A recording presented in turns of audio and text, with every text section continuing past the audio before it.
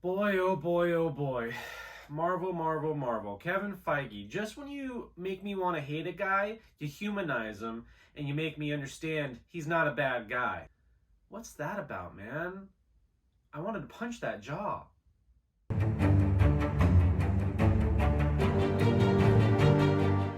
Hey, what's up, guys? Welcome back to the channel. If you're new here, my name's Tommy B, and this is the Bailey Broadcast. Today, we're going to be talking about Episode 2, Season 1 of The Falcon and the Winter Soldier.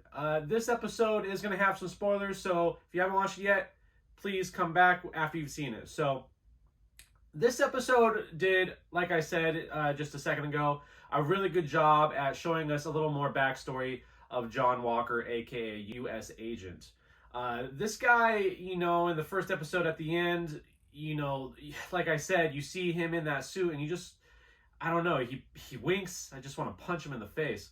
But then they start the second episode with him and you kind of learn a little bit more about him and, how he's really not a bad guy and he just wants to do the job and be the best Captain America he can be. And I think that was a really smart way to, make us rethink our initial reaction when we saw him in that suit.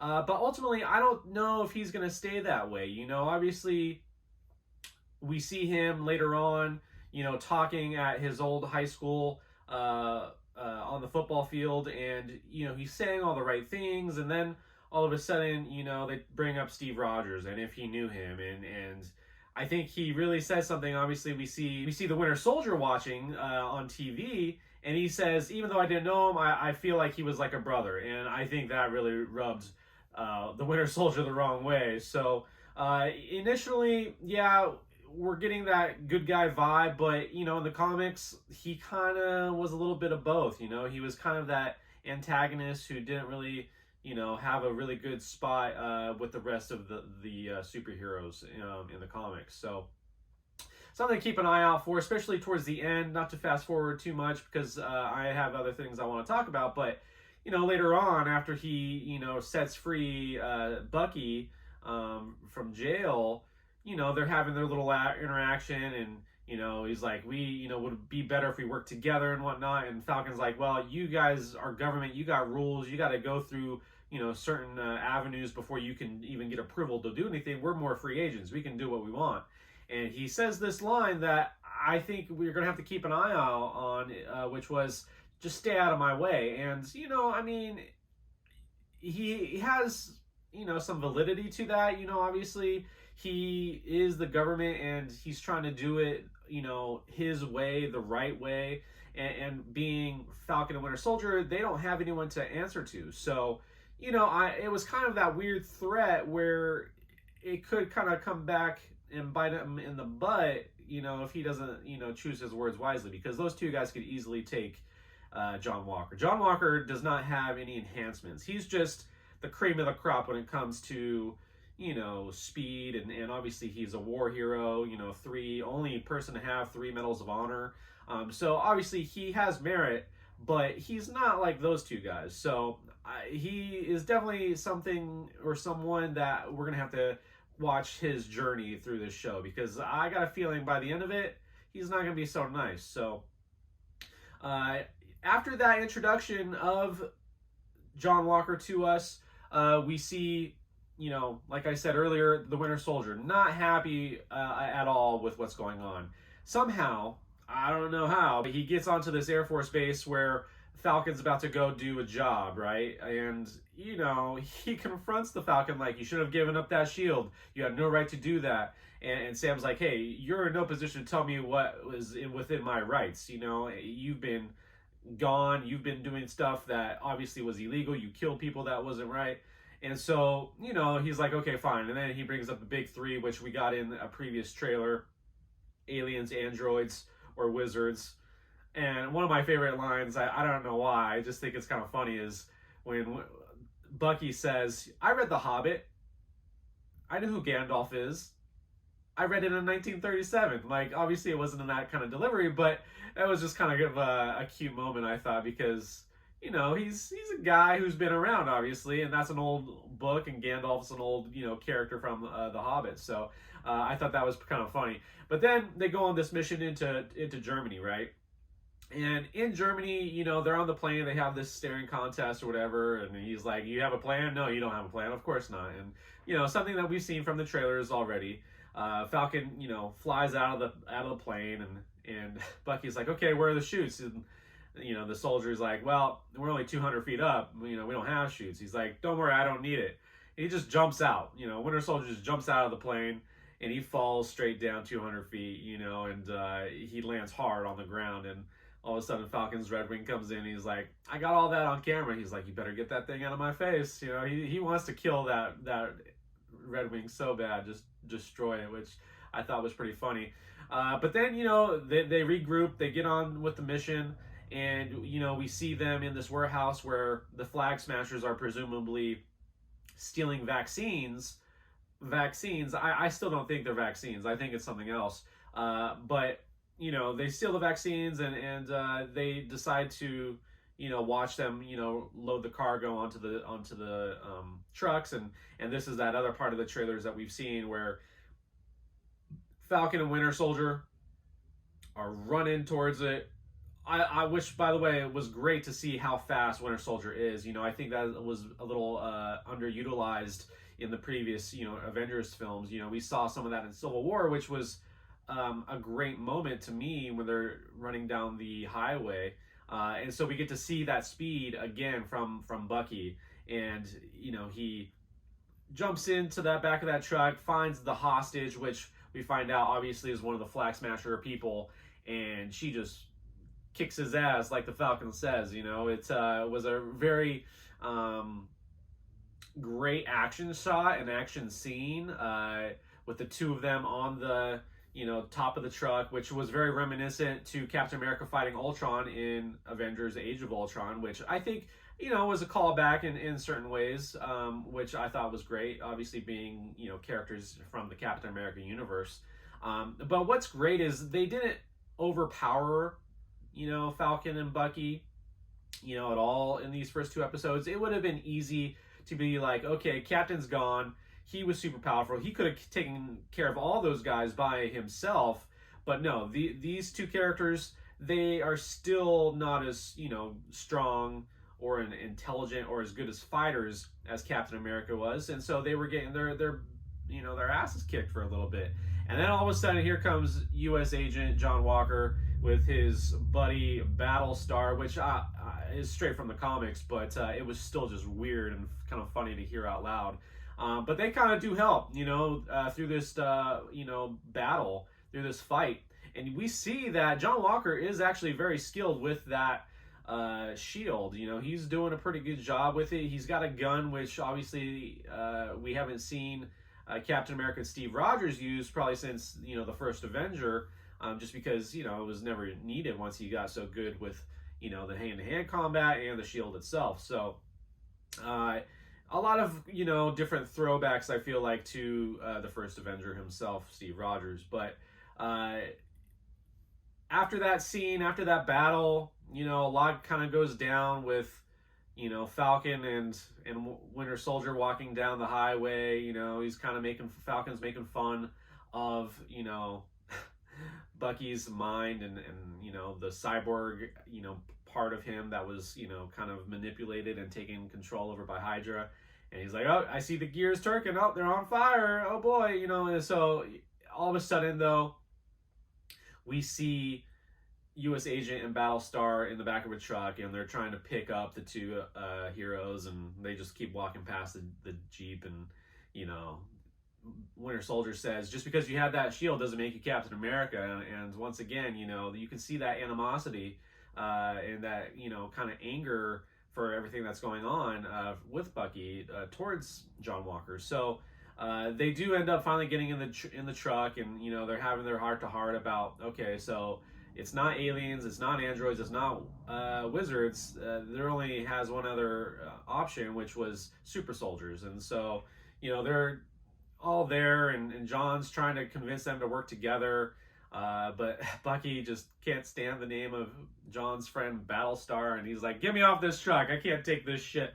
And Falcon's like, there's always that one line, you wanted me to be your wingman like Captain America, and no, that's just not going to fly. He and I were friends. You and I are nothing. So, um, it was a great kind of opportunity for these characters to kind of sit down and gain a perspective on how to handle the situation. Next, we see the Falcon and the Winter Soldier, Sam and Bucky, go to Baltimore, which this was a very special scene in my mind, because there were so many messages behind this next part, which was when we get introduced to Isaiah Bradley. Isaiah Bradley's been living in Baltimore all these years. Bucky met him during the Korean War in 1951, and we find out that Isaiah kicked his ass, in that bar in Goyang. And so it was kind of funny because even though he's an old man now, he still got that strength, and he did not want to talk about his history, his experiences with being a super soldier, and how he was locked up for 30 years in jail by his own government, tested on, experimented on, not just by our government, by Hydra as well, he was explaining to us. And so this was, kind of an interesting moment, just because we have so many things in our real world that are just messed up, obviously, and to kind of see some realism kind of thrown into the show, they just do such a great job at. And Sam, after leaving his house, Sam's like, how could you not tell me about this? How could you not tell anybody about this? Did Steve even know? And Bucky's like, no, the guy had been through enough. Isaiah didn't need anyone else coming up to his door and bothering him, obviously. So, who knows if we'll see maybe Isaiah Bradley's grandson again. Obviously, in the comic book, he becomes Patriot and joins the Young Avengers, but that's yet to be seen. So, they're having their talk outside, and all of a sudden, here comes the cops, and you're like, oh boy, here we go. Sam's gonna get in trouble. They ask to see Sam's ID. He doesn't have any, and obviously people should just recognize who he is. Obviously, I mean, the guy's freaking Falcon. He just saved the world just 6 months ago. And, eventually the cops are like, oh, Mr. Wilson, sorry, we didn't recognize you without the goggles.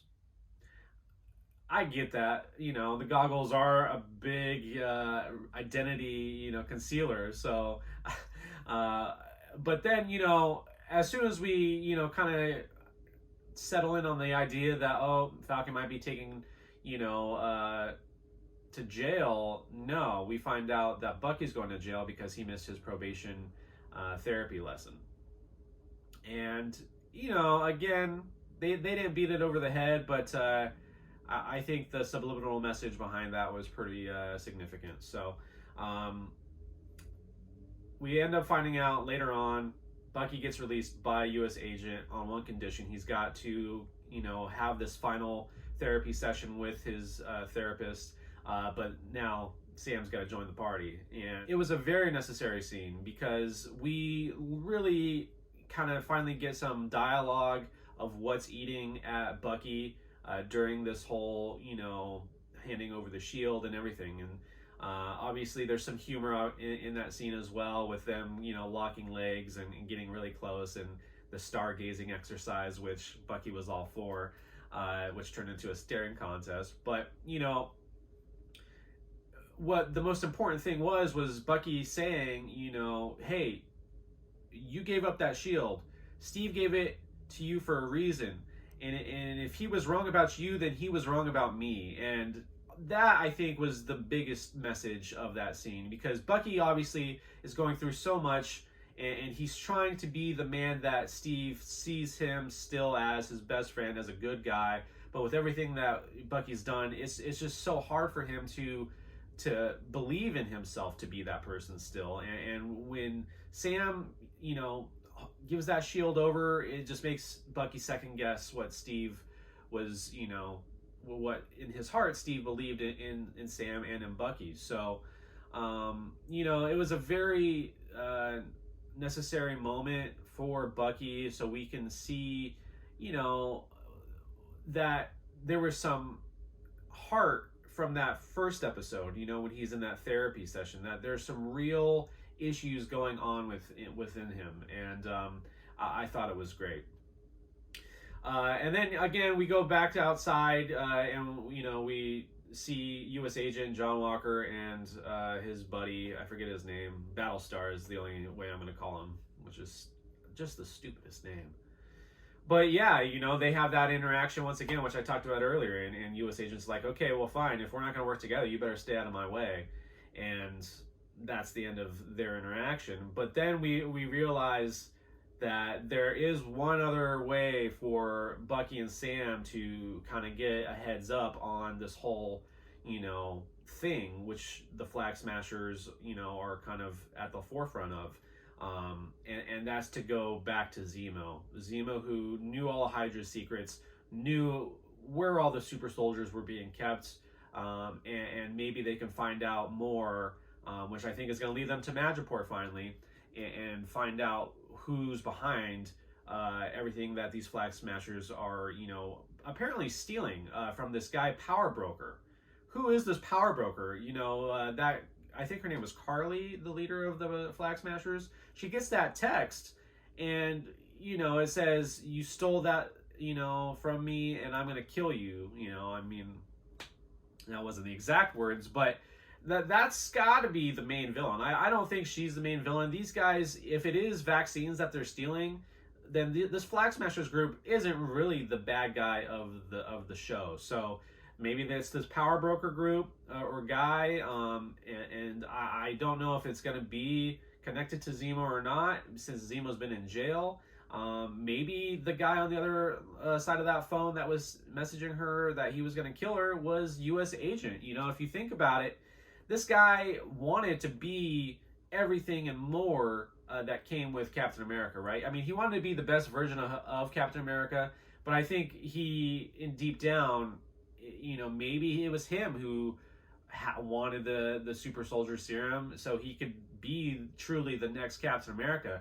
We're just gonna have to wait and find out. But all in all, I thought this episode was great to get a little more backstory of John Walker, and then continue to pull that thread of the main story within it, with still great action scenes kind of mixed in, and then some more emotion kind of put throughout the episode. So again, I can't wait to see where this show goes. We're almost to that halfway point, and hopefully Friday will come sooner rather than later. So thank you for watching my video. If this is your first time here, go ahead and hit that like and subscribe button down below. Leave your comments down below as well. I'd love to hear what you thought of the episode, and we will see you next time on the Bailey Broadcast.